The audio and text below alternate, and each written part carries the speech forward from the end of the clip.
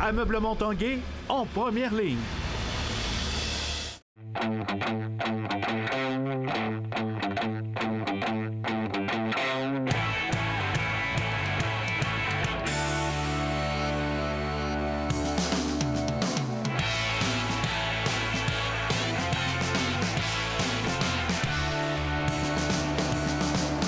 Salut, ici Jonathan Fournier, je vous souhaite la bienvenue à l'Esprit sportif. Aujourd'hui à l'émission, les Remparts de Québec dévoilent leur alignement officiel pour leur prochaine saison. On revient également sur la victoire du Rouge et Or football. Mais tout d'abord, dans les années 80, Bernard Vermette était un pionnier du sport du vélo de montagne au Mont-Sainte-Anne. Et aujourd'hui, 30 ans plus tard, c'est une passion qu'il transmet à sa fille Roxane. Bernard a participé dans les derniers jours au championnat du monde de vélo de montagne chez les maîtres. Dans sa catégorie, il a terminé 7e.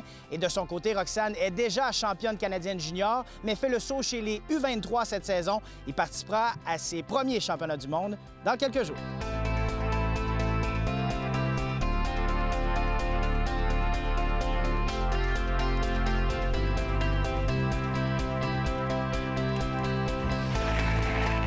Bonjour, je m'appelle Roxane Vermette, je suis une athlète de vélo de montagne pour l'équipe canadienne au championnat du monde.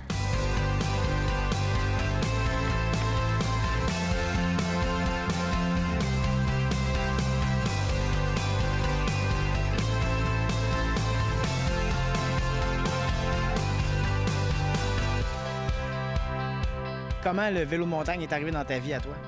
Ça s'est fait assez naturellement. Mes deux parents étaient athlètes pas mal. Mon père a fait de la compétition de vélo de montagne pendant très longtemps, fait que ça s'est fait naturellement. T'sais, eux, ils allaient sortir, faire des sorties en famille. Sorties. Puis là, c'est devenu des sorties en famille, justement. Fait que c'est ça, j'ai juste commencé très jeune à juste aller faire des activités dehors, puis ça donnait que c'était le vélo de montagne. Ma carrière a duré une dizaine d'années. J'ai évolué là, sur le circuit international en vélo de montagne là, pendant 4 à 5 ans. J'ai fait 4 championnats du monde. Une famille avec beaucoup de compétition dans le sang? Oui, je dirais que oui. Mon oncle et mon père, les deux, ont fait les championnats du monde de vélo de montagne cette année et en ont fait quand ils étaient plus jeunes là, aussi. Donc, c'est sûr qu'on a pas mal un esprit compétitif dans la famille. Tranquillement, la passion s'est développée et puis là, j'ai transféré le flambeau. Oui, parce que là, Roxane, depuis quelques années à peine, commence à vous rattraper un peu? Oui. Non, là, il n'est plus question de la suivre depuis une couple d'années. Là, elle est rendue à un niveau là, trop élevé pour que je sois capable de la suivre. Là, elle a déjà 2 championnats du monde juniors de fait. Là, c'est ses premiers U23 samedi prochain.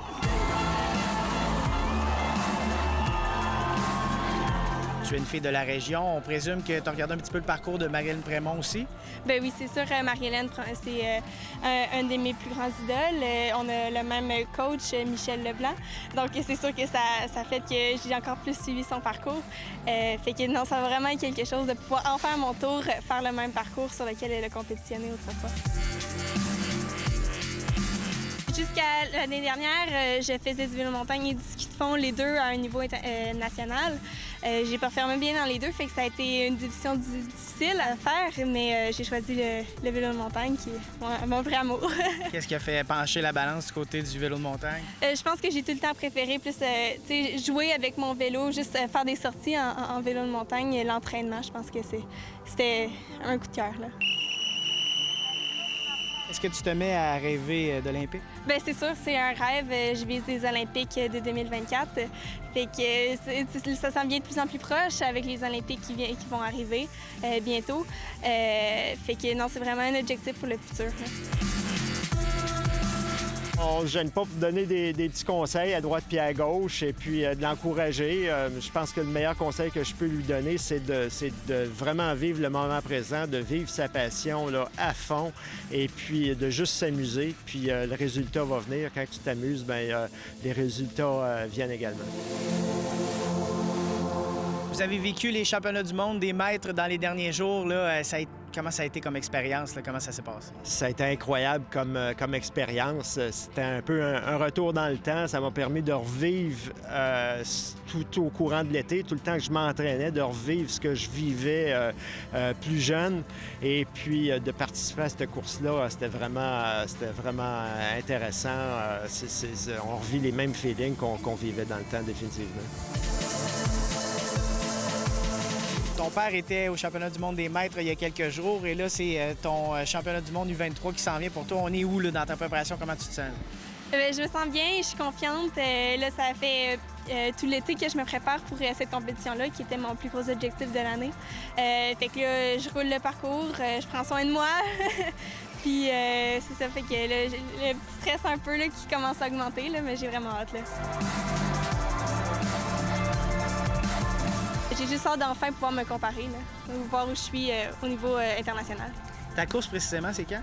C'est le samedi 31 août à 10h. On va être là, merci. Au football, le Rouge et Or de l'Université Laval débutait sa saison dimanche face au Vert et Or de l'Université de Sherbrooke. Une victoire de Laval au compte de 41-10. Voici comment le match s'est déroulé. Mesdames, Messieurs, le Rouge et Or de l'entraîneur-chef Glenn Gustafson! Vous serez à même de le constater, les hommes de Glenn Constantin semblent prêts pour leur match d'ouverture locale. On en va ta maison, OK? On est fuck up! Fuck les balles! Fuck les balles! Fuck les balles! Fuck les balles! Fuck les balles! Fuck les balles! Fuck les balles!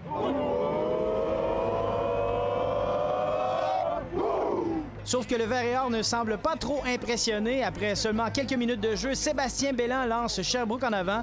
Un premier majeur du Vert et Or au Stade TELUS depuis le 25 octobre 2015. Toujours Pelletier au poste de quart. La marque demeure la même jusqu'en fin de deuxième quart, mais Laval finit par se réveiller. David Pelletier, il va d'abord d'une courte course d'une verge pour le toucher. Premier essai 10. Samuel Chénard, la passe à la zone des buts et c'est capté! Un catch spectaculaire de Vincent Breton-Robert. Et c'est soudainement 13-9 Laval. On assiste ensuite à une scène inquiétante à la suite d'une séquence plutôt physique. Raphaël Dionne reste étendu de longues minutes sur le terrain. Il devra quitter en civière. Pour le reste, le Rouge et Or fait ce qu'il sait faire de mieux, enfiler les touchés. C'est d'ailleurs en multipliant les majeurs qu'il file vers une victoire facile de 41-10. Après un lent départ, l'offensive du Rouge et Or a pris des couleurs et celui qui était dans la mire de tous les amateurs présents au Stade TELUS, c'est bien entendu le carrière Samuel Chénard qui chausse les grandes chaussures de Hugo Richard. Au compte, ça lui donne 12 passes complétées sur 17 tentatives, 120 verges de gain, 3 passes de toucher et 2 interceptions. Au début, ça a été un peu plus difficile, mais après ça, une fois que c'est parti, j'ai été très satisfait de mes performances.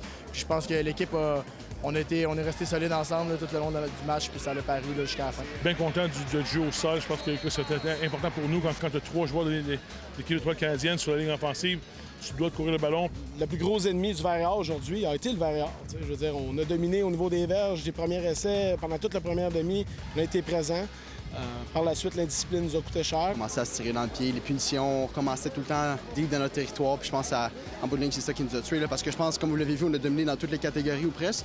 Juste qu'on s'est tiré dans le pied. Là. Au début de la deuxième demi, le match a été longuement interrompu. Il y a un joueur du côté du Vert et Or, le 41, Raphaël Dionne, natif de Lévis, qui s'est blessure à la tête.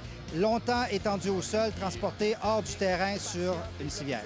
On n'a aucun détail pour Raphaël. Tout ce qu'on sait, c'est qu'on est tout le monde avec lui. On est solidaires là-dedans, puis aussitôt qu'on va être capable de donner de l'information, on donnera l'information, mais présentement, on n'a aucun détail. Donc, avec cette autre victoire du Rouge et Or face au Vert et Or, Laval est toujours invaincu face à Sherbrooke. Depuis le début du programme là-bas en 2003, une fiche de 31 victoires, aucune défaite. Stéphane Turcot, TVA Sport, à Québec. Après la pause à l'Esprit sportif, l'alignement officiel des Remparts de Québec.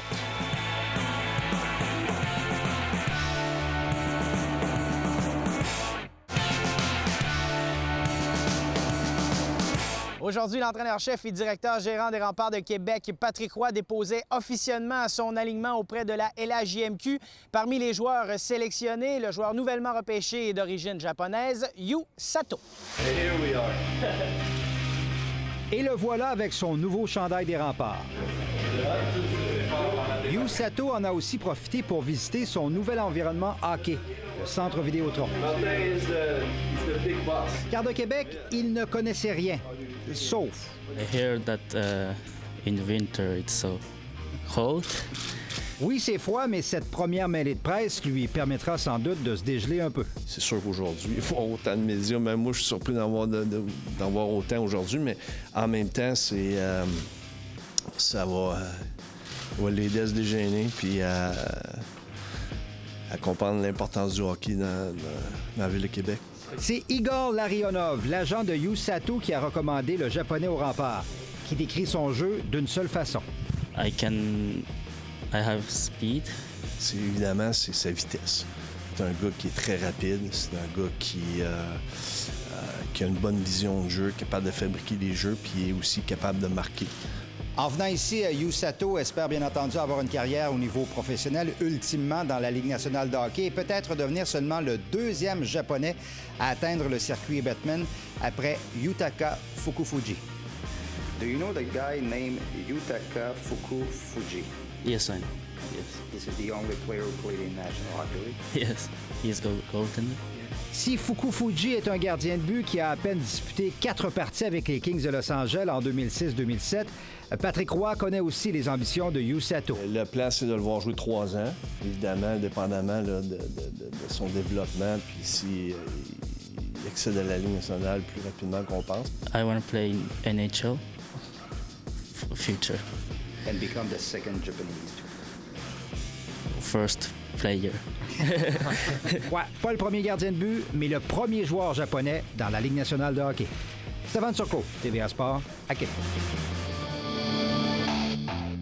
Les Remparts de Québec amorceront leur prochaine saison avec 24 joueurs dans leur alignement, incluant 12 nouveaux visages et 4 patineurs de 16 ans. Ce sont donc 13 attaquants, 9 défenseurs et 2 gardiens de but qui ont été sélectionnés pour cette 23e édition des Remparts. Les nouveaux venus, le gardien de but Émeric Despatie, les défenseurs Charles Truchon, Édouard Cournoyer, Colton O'Brien et Darren Kield, les attaquants Tommy Luneau, Xavier Filion, Jacob Melançon et Nathan Gaucher, nouvellement repêchés. À cela s'ajoutent les joueurs de 20 ans Félix Bibeau et Anthony Gagnon. Les Remparts disputeront leur dernier match préparatoire le 6 septembre à Drummondville et débuteront leur saison à Victoriaville face aux Tigres le 20 septembre. Ici Jonathan Fournier, c'est tout pour l'Esprit sportif. Demain, l'émission présentation de l'équipe canadienne de vélo de montagne en vue des prochains championnats du monde. On se dit à la prochaine. Ciao!